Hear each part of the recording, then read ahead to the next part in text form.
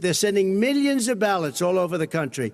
There's fraud. They found them in creeks. They found some with the name Trump, just happened to have the name Trump just the other day in a waste paper basket. They're being sent all over the place.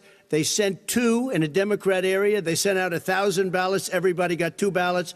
This is going to be a fraud like you've never seen. Republicans have been pushing during the 2024 election to get their voters to use early and mail-in voting after years of urging against the methods, and it appears their efforts may be turning the tide. Former President Donald Trump led the chorus of skeptics in the GOP regarding early and mail-in ballots in the 2020 election, renewing those calls in the 2022 elections. Republican losses in both of those elections were partly blamed on the GOP voters not utilizing early voting methods as the Democratic Party had. Arizona has been one of the top states where Republicans had expressed skepticism over early voting, but now Republican candidates and GOP-aligned groups have attempted to boost GOP early voting turnout. The results from July's GOP primary show progress. Comparing the marquee Republican primary races in the past 2 cycles, the 2022 gubernatorial race and the 2024 Senate race, there is an uptick in the share of early votes compared to polling place votes between the 2 years. In the 2022 GOP gubernatorial primary,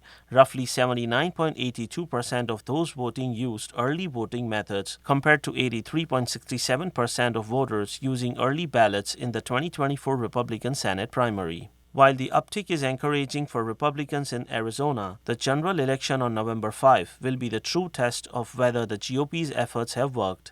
The Republican National Committee launched the Bank Your Vote initiative in June 2023, attempting to reassure voters that by using one of the early methods, their vote is secure and safe, just like voting in person on Election Day. The RNC and Trump have encouraged Republican voters to swamp the vote, contending that they should make it too big to rig, a reference to Trump's continued allegations of voter fraud pushed by Democrats in previous elections. There has been no evidence suggesting voter fraud affected the results of races that Trump has made allegations about, including the 2020 presidential election.